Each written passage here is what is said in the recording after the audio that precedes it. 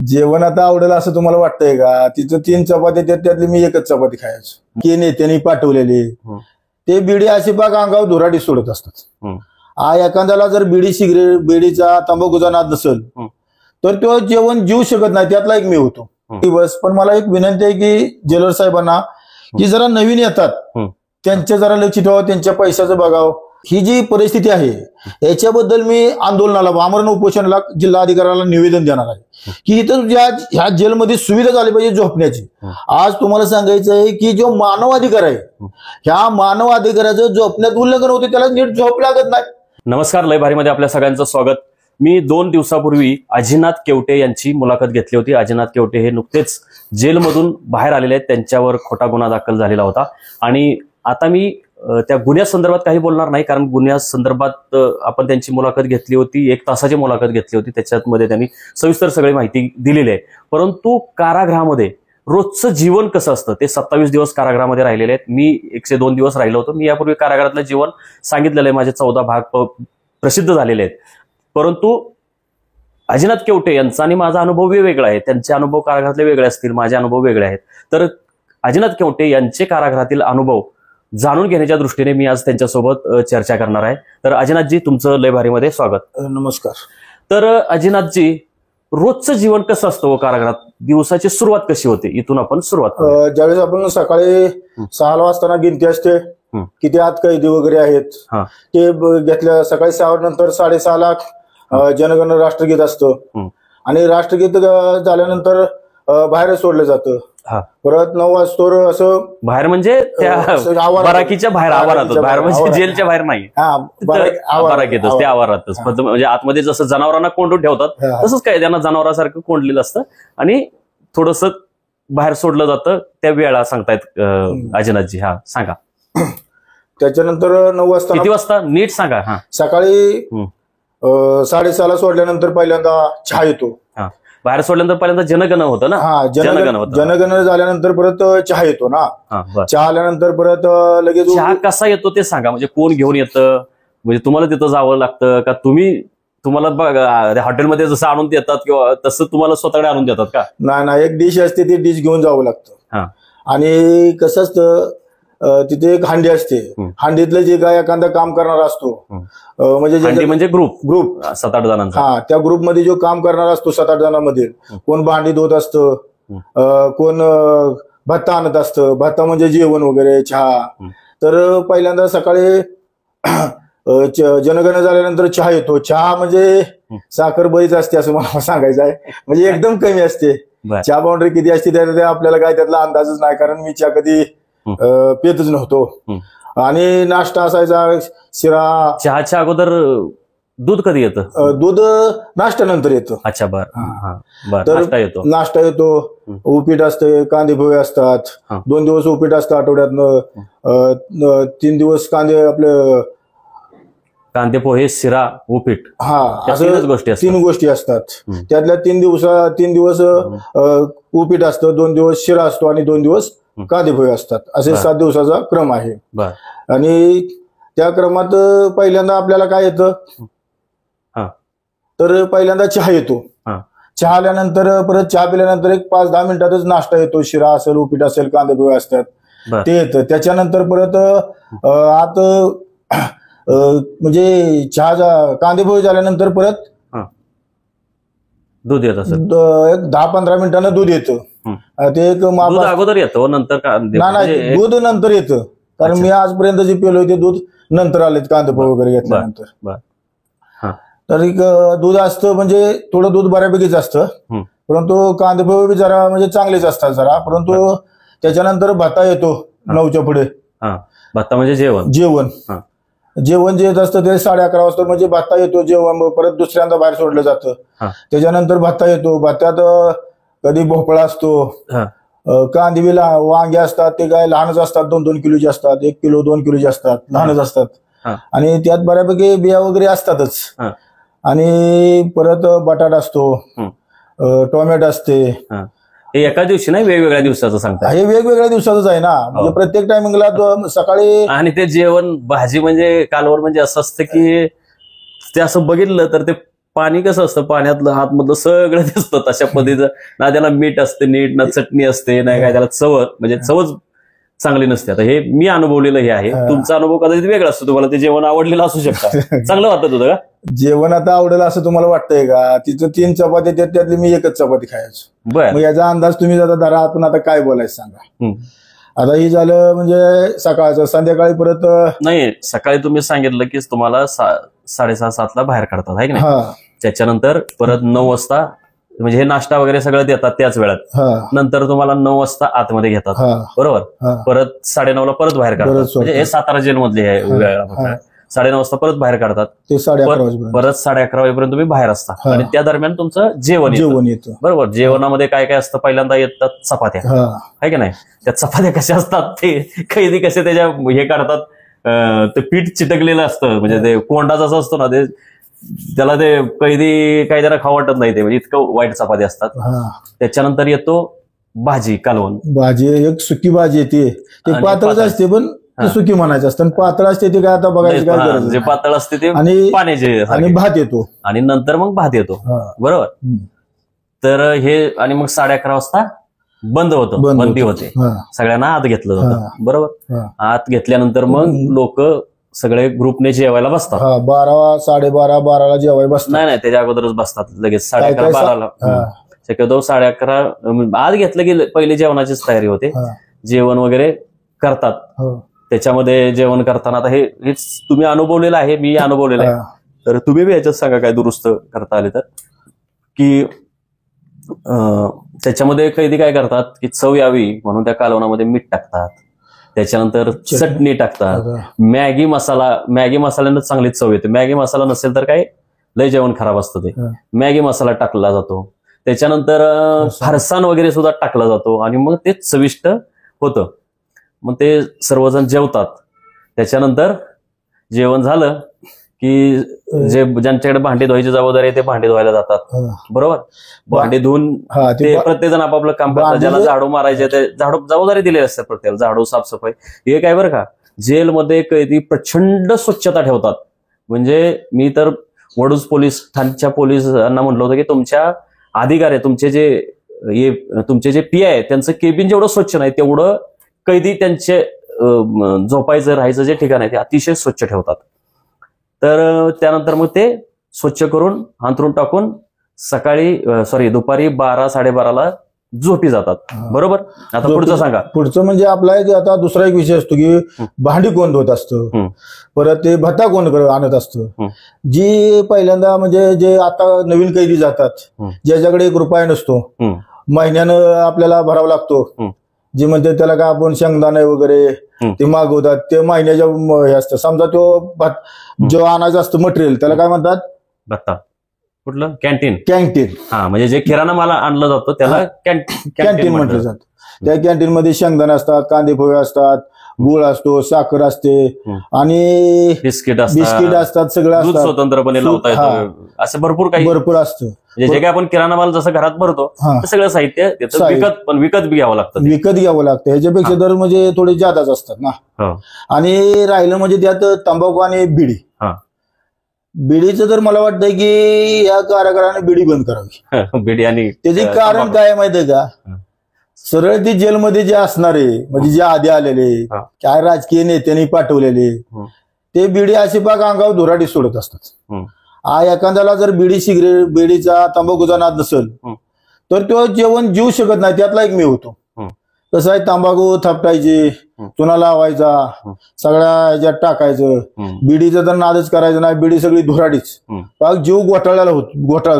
जसा एखाद्या घरात धूर झाल्यानंतर जसा जीव कालमेल होतो तसा त्या बिडीनं होतो. ही माझी एक विनंती आहे म्हणजे जेलर साहेबांना की आपण ती बिडी पहिली बंद करावं.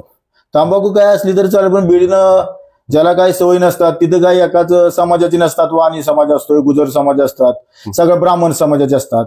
एखाद्याला बिडी वगैरे सण होत नाहीत, परंतु त्याला काय म्हणजे पर्यायच नसतो. परंतु दुसरी एक म्हणजे मला सांगायचं आहे की ह्या जेवणात की इतर बाहेरनं मागवलं जातं. पुरी खुर्मा असेल, परत चिकन असेल, विकतचं जेवण असतं. ते आता 60 रुपयाला पुरी खुर्मा असतो, चिकन 280 रुपयाला असतं, ते किलोवर असतं. 400 ग्राम ते पीस असतात आणि उरलेला 600 ग्राम ते रस असतो.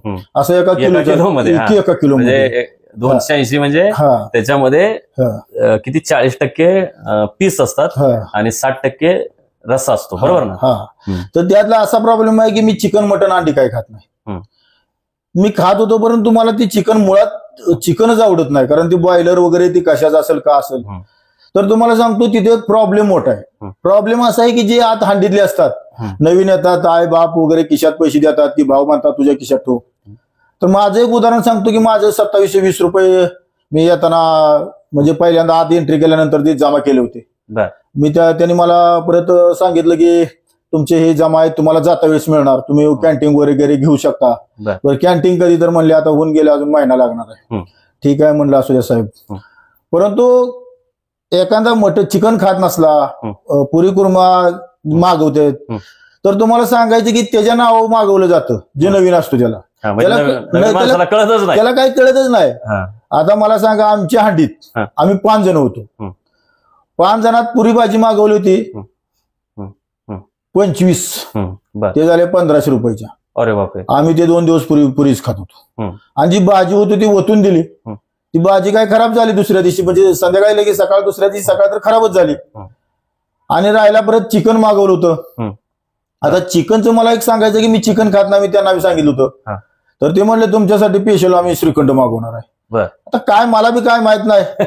पहिले 15 चिकन टाकले, चिकन झालं 3 चिकन, पाव काय सांगितले, कांदे वगैरे काय सांगितले, झालं. म्हणलं ओ साहेब, म्हणलं आता किती शिल्लक किती पैसे राहिलेत म्हणलं.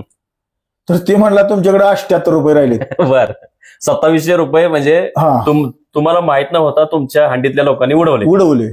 पण मला येताना असा अनुभव मलाही आलेला आहे बरं का. मला कळंब्यामध्ये असा अनुभव आला होता आणि माझ्या जवळजवळ 12,000 रुपयांना असाच सोना लागला होता. पण मी त्यावेळी लेखी तक्रार केली आणि त्याचा मोठा परिणाम झाला होता. मला ते पैसे परत मिळाले. म्हणजे तर ते असे म्हणजे काय की जुने कायदे असे नवीन कायद्याला फसवतात. त्याच्याकडे किती त्याच्या अकाउंटवर त्याने पैसे भरलेले आहेत. मला वाटतं तुम्हाला मनी ऑर्डर सुद्धा आणखी एक्स्ट्रा 2000 आले होते. नाही, मी मागवली नव्हती. बर, तर मग हे असं जे पैसे आलेले असतात कायद्याच्या नावावर जे असतात ते अशा पद्धतीने उडवले जातात. तर मला एक विनंती आहे, म्हणजे आज मला जेलर साहेबांना सांगायचं आहे की नवीन येतात, माझ्यासारखे मला तिघांनी सांगितलं की जे आधी आले होते की आम्हाला तिघांनी ह्या माणसांनी फसवले. बर, म्हणजे आता ही अवघड परिस्थिती आहे. आणि कसं आहे, त्यात जो मेन असतो तो आता त्याच्यात काय बोलता बी येत नाही, वरून अजून शिव्या खायच्या, आरामखोर कुत्र्या, कुणाला सांगितलं तर बघा. त्याच्यानंतर परिस्थिती माझी अशी झाली की हांडीत मला त्रास झाल्यानंतर मी स्वतः घ्यायला लागलो. 7-8 दिवसानंतर स्वतः घ्यायला लागलो. स्वतः घेतल्यानंतर एक डिश आणि एक थाळी. आता थाळीत भात घेऊन यायचं का चपात्या घेऊन यायची का सुकी भाजी घेऊन यायची, ती 10-10 मिनिटांनी येणार, 5-5 मिनिटांनी येणार. तिथं काय करायचं, मग कुठली तरी एक भाजी घेऊन घ्यायची लागायची. मग जी आवडत नाही ती सुद्धा भाजी खावं लागायची. आता मला कधी भोपळा कधी आवडलाच नाही, तर तिथं भोपळा असायचा. वांगी मी आयुष्यात खात नाही, परंतु वांग बी मला खायची वेळ आली. आणि दुसरी गोष्ट, ना चटणी ना मीठ, काय इतकी परिस्थिती बेकार असते की बस. पण मला एक विनंती आहे की जेलर साहेबांना की जरा नवीन येतात त्यांचे जरा लक्ष ठेवावं, त्यांच्या पैशाचं बघावं. कारण मला येताना बाहेर विचारलं की मॅडमने विचारलं की तुमचे एवढे पैसे कुठे गेले, तर पुरे कुर्म्याला 1500 रुपये, चिकनला हे ती मिळून माझे आता 78 रुपये तुम्ही सांगता ते त्याने उडवले. मग तुम्हाला तक्रार करायचं आहे का? तसं जर बघितलं तर बाबा आणि लेडीज मॅडम असतील, पोलिसांना बाबा म्हणतात आणि लेडीज असतात त्यांना काय मला माहित नाही, परंतु मॅडम मी म्हणतो. परंतु मॅडम म्हणले की थांबा जरा, तुम्ही थांबा, तुमचे पैसे सगळे द्यायला होते, कोण आहे ते सांगा. आता म्हणलं हे सांगायचं कसं? आधी बी मस्त विचार पडला होता की मला जी ताप दिला वगैरे त्यांचं सांगावं की बाबा हे मला ताप देतात ते ताप देतात. पहिला प्रश्न असा आहे की मी ताटवाटी घेऊन वेगळं खायला लागल्यावर माझी परिस्थिती लई बिकट झाली. माझ्या चपात्या वगैरे सगळं विचित्रच खेळ. मी सकाळ डबल नाश्ता घ्यायचो, त्याच्यामुळे मला कुठेतरी बरं वाटायचं. दूध प्यायचो, मी काय चहा कधी घेतच नव्हतो. आणि तिसरी गोष्ट म्हणजे की त्या जेलमध्ये तुम्हाला सांगायचं की जर एखादा दुसऱ्या हंडीत गेला तर त्याला शिवाय देतात अगोदरच्या. आणि मी दुसरीकडे गेल्यानंतर मला म्हणलं कुठं आहे, मी म्हणलं ती वरती गेलोय. मग तिथं प्रत्येकाला त्यांना सांगितलं हे कुठे गेलाय का. मग त्यातला एक आला बिचारा, म्हणला केवटे मग तुम्हाला मी पाया पडून सांगतो की तुम्ही आपलं बाहेर तुम्हाला चहा दूध देतो आम्ही, केळं आहे ती आमच्याकडे जी फरसाण आहेत बिस्किट आहेत देतो, पण तुम्ही आता काही जेवू नका. तर म्हणलं काय म्हणजे आमच्या हंडीत नको, आमच्या हंडीत नको, कारण जुने हंडीवाले त्रास देत आहेत आम्हाला. बरं ठीक आहे म्हणलं. त्याच्यानंतर आमच्या इकडचे वडूचे वगैरे आले होते, मग ते कैदी आले होते. त्यांनी मला घेतलं सोडलं. शेवटच्या दिवशी तर मला सांगितलं की तुम्हाला आम्ही घेतोय, आणि त्यांनी भत्ता घेतलं, मी चपात्या घेतल्या, आणि भाजी घेताना ते म्हणले की तुम्ही तुमची घेतली नाही, मला ठेवलं उपाशी. परिस्थिती अशी आहे की परत मला एक जणांनी थोडं जेवण दिलं, आणि त्यात त्यांचं राहिल्यानंतर मी जेवण खायला लागलो, आणि खायला लागलो त्यात ते कचरा वगैरे गोळा केला त्यातच ताटात टाकला. आता काय करायचं? कुठल्या हंडीवाल्याने टाकला? आता दुसऱ्या हंडीवाल्याने. आता कसं आहे, नाव घ्यायचं म्हणजे एखादं कसं आहे वाईटच परिस्थिती. आणि दुसरी गोष्ट की हांडीत ती तक्रार करायची किंवा कुणावर तक्रार करायची, सगळ्यात मोठा परिणाम की त्या जेलर साहेबांना बाबांना खरं खोटं समजा अडचणीत एखादा कॅमेऱ्याच्या आड जर मारलं, शिवी दिली, तर ती त्यांना कळत नाही. मग कसं आहे, दोघांना शिक्षा द्यावी लागते. मग आमच्यासारख्याला एक दोन बेल्ट देतील, फुलट्याला 10-12 बेल्ट मारतात, पाक बांधून मारतात, आणि त्यांचं बी काही चुकीचं नाही, ते वागतात बी तसे. काय गुन्हेगार एकदम सिरियस बोलत असतात, मी अनुभव घेतलेला आहे. आणि तुम्हाला सांगायचं की आपण जर का तक्रारी करावी तर केसमधनं सुटायचं कसं? समजा जेलर साहेबांनी जर तक्रार केली आणि कोर्टात जर घेतलं तर होणारा जामीन मंजूर व्हायचा, ती कॅन्सल झाल्यानंतर परत शिक्षा लागायची. मग सर्वात मोठी गोष्ट की जेलमध्ये जे कैदी आहेत त्यांचा मार खाल्ल्याला बरा मला असं वाटायला लागलं. लहान एवढा असला तर गुरु काय सांगू, त्यात उपयोग आहे का? तर मला असं सांगायचं आहे की सर्व ते सामान्य जो कैदी जातो, आणि जर असं मी सामाजिक कार्यकर्ता आहे, माझे तर ज्या कुत्र्याचे जेवढे हाल झाले नसतील तेवढं माझं बेकार हालकी झालेलं आहे त्यात. परंतु बाबा लोक मला विचारायचे तुला काय अडचण? अजिबात नाही. येऊन सांगायचे आपल्या विभागचे काहीतरी होते, ते म्हणायचे केवट्यांना कोणी त्रास देऊ नका. तो आमदारकीला उभा राहिला होता, तो सामाजिक कार्यकर्ता आहे. मसवडचं एसटी स्टँड जे केलेलं आहे ते बारामतीतनं, महाराष्ट्रात बारामती 1 नंबर तर मसवडचं 2 नंबरचं डिजिटल आहे महाराष्ट्रात, तर बिचारा चांगला आहे सामाजिक असे सांगायचे. तरी पण त्यांच्या देखत हो म्हणायचे ना, आता बोलायचं कोणाला? तर मला बाबा लोकांना एक विनंती आहे की कसं आहे माहिती आहे का, मारताना फक्त तुम्ही आता करताय बरोबर, तरी पण विचार करून शिक्षा करा. एखाद्याचं काय होतं, आमच्यासारखा बोलू शकलो ना, मी बोलू शकलो नाही, मला बाहेर यायचं होतं, मला सामाजिक काम करायचं होतं. मी परवा लगेच सुटल्या लगेच फोन केला पीडब्ल्यूडीच्या ऑफिसला, त्या चांदणी चौक ते शिक्षक कॉलनी मसवडच्या रस्त्यात काय झालं, तर ते म्हणले मोजणी आहे परवा दिवशी. मग ते आज झालेले आहे, मी बघितलं काल झाले, तर काल मोजणी झाली. ठीक आहे म्हणलं, त्या साहेबाचा फोन आला झालेला आहे. तर कसं आहे माहिती आहे की अन्याय होणे कायद्यावर. तर आता आपलं दुपारपर्यंतची चर्चा झाली की, म्हणजे आपली चर्चा अशी चालू आहे की दैनंदिन जीवन कसं असतं कारागृहातलं. तर दुपारी जेवण झालं की कैदी झोपतात. झोपले की साधारण किती वाजता? 3 वाजता गेलं होते. 3 वाजता म्हणजे दुपारचं सांगतोय, झोपतात, 3 वाजता उठतात. 3 वाजता उठल्यानंतर बाहेर काढलं जातं. मग काय सांगा परत अजून जे पहिली जी बाहेर काढलं की चहा येतो नाही, चहा येतो. चहा कोराचा असतो. हो, कोरा असतो. आणि जे आई भात चपाती, म्हणजे भत्ता म्हणजे जेवण संध्याकाळचं जे रात्री जेवायचं असतं ते साधारण 5 वाजता वगैरे येतं. ते 4-3, 3:15-3:30ला येत नाही 4च्या दरम्यान येतं. 4 नंतर येतं ते. तर ते साधारण 4च्या दरम्यान जेवण येतं. ते जेवण लोक घेतात. बाहेर जे काढलं जातं त्यावेळी, सकाळी ज्यावेळी बाहेर काढलं जातं सकाळच्या वेळी, त्यावेळी बरेच लोक व्यायाम वगैरे करतात, चालतात. चालण्यासाठी म्हणजे शरीराला एनर्जी मिळावी, व्यायाम मिळावा म्हणून चालतात तेवढ्याच आवारात. आणि तिथं व्यायामाची साधनंही आहेत. सातारला, कोल्हापूरला नाहीत, तर सातारला व्यायामाची साधनं, व्यायामही करतात लोक सकाळच्या वेळी. दुपारच्या वेळी बाहेर गप्पा टप्पा, काही जण आंघोळी करतात. सकाळी सुद्धा आंघोळी केल्या जातात. आंघोळीच्या तिथलं सांगा, तिथं गर्दी कशी असते? आंघोळीच्या तर गर्दी एकदम असते. कसं आहे, 2-2, 3-3, 4-4 मिनिटात उरकावं लागतं. आणि आज जे कैदी असतात ते एकदम स्वच्छ असतात. त्याने लगेचच म्हणतात हे उठ, चला आंघोळी कर, उठ, कुणी असो. पण ते जे सांगतात ते योग्य सांगतात. पण दुसरी एक गोष्ट म्हणजे रात्रीचा आवाज मोठा असतो. आता दुपारचं काय, दुपारचे 3 ते 5 ह्या वेळेत काय काय कैदी करतात ते सांगा. नंतर आत किती वाजता घेतात, आणि मग रात्री जे सकाळच्या पारी जे आंघोळी करायचे राहिलेले असतात ते 3च्या पुढे आंघोळी करतात. काही जण डबल करतात, कपडे धुतात. स्वच्छता एकदम असते चांगली. स्वच्छताबद्दल काय तोडच नाही. आणि जे साहेब येतात, जे फेरी वगैरे असते त्यांची, त्यात बी ते स्वच्छता वगैरे बघतात. कुणाचे काय गावलं तर ते स्वतः दंड करतात, त्यांना मारतात, तू ही चुकीच्या प्रकारे करतो. परंतु काय फेरी म्हणजे त्याला राऊंड बोललो, त्याला फेरी म्हणजे राऊंड बोललं जातं. आणि तो राऊंड असतो तो सोमवारी असतो आणि गुरुवारी असतो. सातारा जेलमध्ये. कोल्हापूरला तो असतो बुधवारी. आमच्या सरकारला बुधवारी असायचा, प्रत्येक सरकारचा वेगवेगळा असायचा कोल्हापूरला. तर सोमवारी आणि गुरुवारी हे सातारमध्ये राऊंड मारले जातात. आणि त्या व्यतिरिक्त 15 दिवसातून महिन्यातून हे काय त्याला बोलतात, चेकिंगला येतात. त्याला काय बोलतात तो, म्हणजे ते धाडच टाकले जाते. सगळे सामान, सगळ्या कायद्यांचं सामान वगैरे चेक केलं जातं. हे 15 दिवसातून महिन्यातून असं होतं. त्याच्यात काय आठवड्याला असतं, आठवड्यातून नाही, 15 दिवसातून महिन्यातून असतं ते. तुमच्या वेळी कदाचित आठवड्यातून नसतंच ते, 15 दिवसातून महिन्यातून. कधीही अचानक कोणत्याही वेळी, शक्यतो पहाटे लवकर टाकतात त्याला, धाड टाकतात सगळे. त्यावेळी सगळे जेलमधले सगळे कर्मचारी तिथं त्याच्यात सहभागी होतात. आणि जे कैदी आहेत त्या कैद्याचं म्हणजे त्याच्या पिशव्या असतील, किराणा माल असेल, ते सगळं असं वरून ओतलं जातं. त्याच्यात तपासलं जातं काय आक्षेपार्ह आहे का. त्याच्यानंतर त्याचा बिछाना वगैरे सगळं विस्कटून सगळं ते तपासणी केली जाते.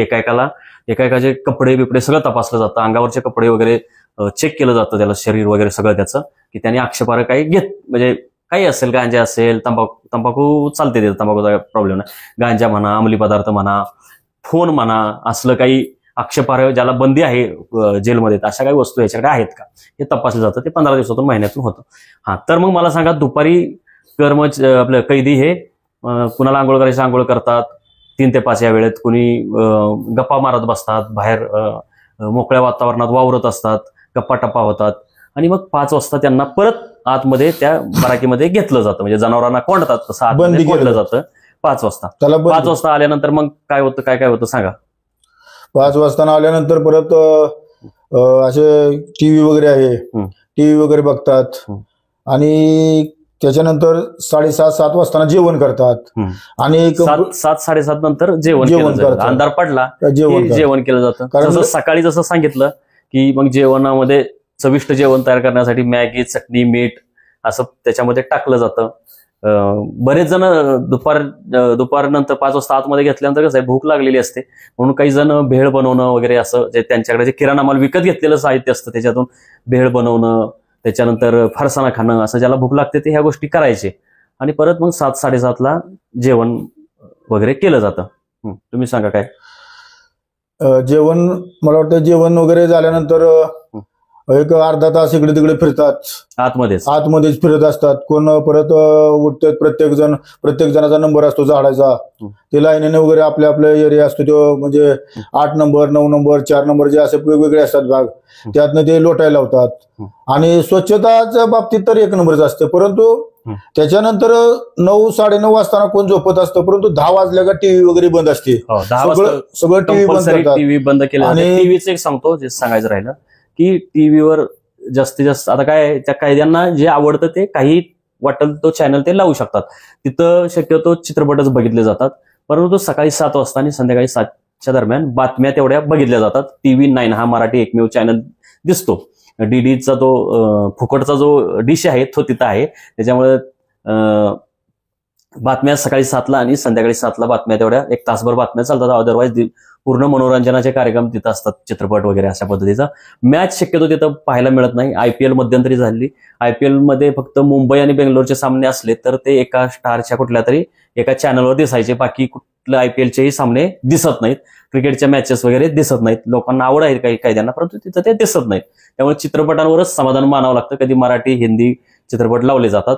आणि मग संध्याकाळी 10 वाजता ते कंपल्सरी टीव्ही बंद केली जाते. सकाळी पहाटे 6:30 वगैरे चालू करतात.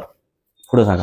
तर तिथे म्हणजे जबाबदार असतो. जबाबदार म्हणजे जो मॅनेजर त्याला जबाबदार असं म्हटलं जातं. तो सगळ्या मॅनेजर म्हणजे कैदीच असतो. त्यातला सर्वात सिनियर जो कैदी असतो, जो सगळ्यांना धाकात ठेवू शकेल, वाटेल त्या मार्गाला तो म्हणजे दम देऊन, शिव्या देऊन सगळ्या कैद्यांवर तो दबाव ठेवू शकेल, तो सगळं तिथलं नियोजन बघत असतो. प्रत्येकाला झोपायची जागा, इथं बसून कोणामध्ये भांडणं झाली तर ते भांडणं सोडवणं वगैरे अशा पद्धतीचे सगळे त्याला तो जबाबदारी पार पाडत असतो. म्हणून त्याला जबाबदारी पद दिलेलं आहे. ते पण आणि आमचं जे बराक होतं म्हणजे त्याच्यात कधी 90 असायचे, कधी 100 असायचे, कधी 95 असायचे कैदी. राहिला ते आता संध्याकाळी झोपण्याचं. आता झोपाय तर जागे झालंय एकदम मोठा प्रॉब्लेम आहे. प्रॉब्लेम म्हणजे त्याचा परिस्थिती अशी आहे की 158 जे सातारा जेल ची जी पूर्ण जी बजेट आहे कैद्यांचं कॅपॅसिटी ती 158 आहे. परंतु तिथं कैदी असतात 350, 400, 450 पर्यंत 450 पर्यंत. 450 पर्यंत होते. आता आणि तुम्ही ज्या बराकीत होता तिथं मी ज्यावेळी होतो त्यावेळी अगदी 125च्या वर कैदी होते. त्याची कॅपॅसिटी 50, 60, 70च्या वर कॅपॅसिटी नाही, तिथं दुप्पट कैदी कोंबलेले होते. आणि त्याच्यात परिस्थिती असते की एखादा मोठा असतो, उंची असते, एखादा कमी उंचीचा असतो, जाड असतात, काय त्यात बरेच असतात. परंतु काय काय कायद्यांना तिथं म्हणजे झोपताच येत नाही. आणि जे पहिले असतात, आता हुकूमत गाजवते ती कशीही सांगायची परिस्थितीच नाही. जिथं माझ्या ताटात जिथं कचरा टाकत असतील, माती टाकत असतील, तर तिथं परिस्थिती काय असेल, झोपायची परिस्थिती सगळ्यात वेगळी. आज मला सांगायचं आहे की ही जी परिस्थिती आहे याच्याबद्दल मी आंदोलनाला, आमरण उपोषणाला, जिल्हाधिकाऱ्याला निवेदन देणार आहे की इथं ह्या जेलमध्ये सुविधा झाली पाहिजे झोपण्याची. आज तुम्हाला सांगायचं आहे की जो मानव अधिकार आहे, ह्या मानव अधिकाराचं झोपण्यात उल्लंघन होते, त्याला नीट झोप लागत नाही, तो दिवसभर असा करत असतो. जर एखादा झोपला, डुलकी काढली, समजा तिथं कसं आहे, पटकीने एखादा डुलकी खात असला तर लाथ हाणणार, ही करणार. सर्वसामान्याचे ती जेलच नाही. ही जेल फक्त मोठ्या म्हणजे जे काय सांगायचं, आणि ज्याच्याकडे पैसे नाही त्याने काय करायचं, हा तर सगळ्यात मोठाच प्रॉब्लेम. काय काय गरीब असतात, कोण जामीन सोडाय नसतं, कशाचे असतात. आणि 100% गॅरंटी देऊन सांगतो की 70% गुन्हे ही मला वाटतं फोक्सोच आहेत. जिथं कायच नाही, मग मला सांगा एवढं फोक्सोच होतं तर शिक्षा का लागत नाहीत, मग निर्दोष का सुटतं. तर या बोगस केसेस, ह्या बोगस केसेस 100% मी सांगतो 70% जेलमध्ये बोगसच केसेस असतात फोक्सोच्या. आणि इतर असतील ते तर काय नाही, एखाद्याने चोरी समजा केली असेल, ना केली असेल, एक चोरी असली तर त्याला 16-17 चोरीचा आरोप टाकते. जेवढे पोलीस स्टेशनला थकीत आहे ती चोरीचा आरोप, तेवढं सगळं त्याच्यावर लावते. सारखं राहिलं नाव पुकारणार, XY हजरवा कशाचं चोरीचं, रोज त्याला नेणार. मला वाटतं की एखादा जर कैदी असेल तर महिन्यात त्याला 10-12 वेळा ते कोर्टातच नेतात. हिकडची चोरी, तिकडची चोरी, नसलेली चोरी सुद्धा त्यांच्यावर लावली जाते. अशी परिस्थिती तिथं म्हणजे मसूळ आपल्या कुठल्याही पोलीस स्टेशनची आहे. अशी सातारमध्येच मला वाटतं ज्यादा प्रकार आहेत, सातारा, कोल्हापूर, सांगली याच भागात आहेत. बाकीच्या खालच्या ठिकाणी बघितलं तर एवढं नाही, पण आपल्याकडे फोक्सोच्याच केसेस सगळ्या खालच्या भागाला नाहीत, विदर्भात वगैरे. आपल्या भागाचा विचार केला 70-75% जर फोक्सो म्हणल्यानंतर जोक नाही. ज्यानं काय केलेलं नाही, एखादं प्रेमात होतं, सगळं होतं. आज पुरेशावर इतका अन्याय होते, त्याचं काय नाही. पुरेशासाठी तुम्ही काय करणार, पुरेशासाठी काय आज सांगा. मी म्हणतो आज मला सांगा पोक्सो संदर्भात मी म्हणजे कसे खोटे गुन्हे दाखल होतात या संदर्भात मी एक दुसरा व्हिडिओ केलेला आहे, तो सर्वांनी जरूर बघा. यांनी सुद्धा त्या दिवशीच्या व्हिडिओमध्ये सांगितलेलं आहे. आता दैनंदिन रोजचं जे जीवन आहे त्या संदर्भात आपण बोलतोय. तर मग रात्री तुम्ही झोपी जाता, झोपेचे तुम्ही प्रॉब्लेम सांगितले की झोप नीट येत नाही, झोपायला जागा नसते, आहे का नाही, म्हणजे पुरेशी जागा नसते, एकाच बाजूवर असं आडवं एकाच बाजूवर झोपावं लागतं. एक तर 1.5 फुटाची पट्टी असते, 1.5 फुटाची पट्टी, इकडून 4 बोट पट्टी चढणार, इकडून 4 बोट पट्टी चढणार. आता राहिली किती, 1 फुटात आडवं झोपायचं का उभं झोपायचं. आणि एखाद्याला जर पाय आकडून झोपायची सवय असेल आणि एखाद्याला लांब पाय करायचं म्हणलं तर एखाद्याचं पाय थटते ते. आणि एखाद्याला जर पाय लागला धक्का तर रात्रीचं त्याच्या मारामारी होते. पण ते बिचारे कोणाला बोलतच नाहीत की काय बाबा कशा पाय, काय नाही. शांत वातावरण, सगळं शांत. कोणी बघितलं तर असं सहज बघावं लागतंय, काय नाही, कोणी मारलं हाणलं. बाबा लोक मस्त विचारतात की तुम्हाला काय कोणी त्रास दिला का, काय झालं का, ह्याच्याबद्दल काहीच नाही. तुम्हाला सांगायचं म्हणजे ते सांगावं तर मार मिळेल, हीच मोठी भीती सगळ्यात. बरोबर. तर अशा पद्धतीने अजिनाथ केवटे यांनी त्यांचे अनुभव सांगितलेले आहेत. मी सुद्धा जेलमधले माझेही अनुभव सांगतोय. माझे आतापर्यंत मला वाटते 14-15 भाग झालेले आहेत. हा जो भाग आहे तो आता आम्ही दोघांनी एकत्र मिळून केलेला आहे. हा 15वा किंवा 16वा भाग असेल.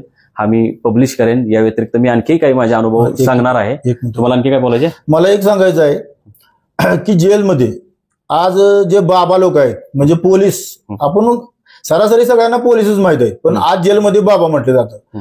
6 कायद्यामागे एक म्हणजे बाबाची नेमणूक असते, तिथं एकदम कमी. संध्याकाळी तुम्ही बघा नियमानुसार 6 कायद्यांच्या मागे एक असते, एक कर्मचारी असला पाहिजे. मी वास्तव तसं नाही. मी असंच विचारलं की इथं किती असतात, काय असतात बाबा लोकांनी, तर म्हणले इथं 2-3 आहे. मग उरलेली दोघं कुठं आहेत, तुम्ही एकटंच बसलाय. कधी कधी विचारलं यात लिखाण वगैरे करावं लागतं, काय करावं लागतं, सगळं बघावं लागतं. तर मला एक सांगायचं आहे की तिथं जी क्लार्क वगैरे नसणार आहेत, सगळं काम हे बाबा लोकांना त्यांच्यावरच्या अधिकाऱ्यांना करावं लागत असेल. 100% सांगतो की माझी विनंती आहे कलेक्टर काम करतात. आणि नेमणूक स्टाफच कमी आहे, तिथं प्रचंड कमी स्टाफ आहे. आणि जे आहेत कर्मचारी त्यांच्यावर प्रचंड लोड आहे. मला म्हणजे कलेक्टर साहेबांना एक विनंती आहे माझी की तिथं जे बाबा लोक आहेत ते वाढवले पाहिजेत. क्लार्क वगैरे असतात ते वाढवले पाहिजेत त्यांच्या त्या. आणि मला वाटतं की त्यांना आठवड्यातनं सुट्टी नसणार आहे. बरं, असते असते. नाही मला आठवड्यातून सुट्टी असते. असते तुम्ही म्हणता ठीक आहे, परंतु मी एका बाबाला विचारलं होतं तर ते आम्हाला सुट्टी बी नसते, कधी कधी यावंच लागतं. म्हणजे ती सुट्टीच नाही, कंपल्सरी सुट्टी म्हणताच येत नाही ते म्हणतात. मी प्रत्येकाला विचारलेलं आहे, सगळं केलेलं आहे. परंतु काय माहितीये का, काय काय लोकांनी सांगितलं नाही, काय काय लोक सांगायचे आणि त्यांच्यावर बी दबाव. जर सांगितलं आणि विचारलं तर आपल्यावर काय गुन्हा नोंद होईल का, किंवा आम्हाला काय त्रास होईल का. तर मग आपण आता अजिनाथ केवटे यांनी सगळं सांगितलेलं आहे त्यांचे अनुभव जेलमधले. तर आता आपण इथं थांबूया. धन्यवाद. धन्यवाद.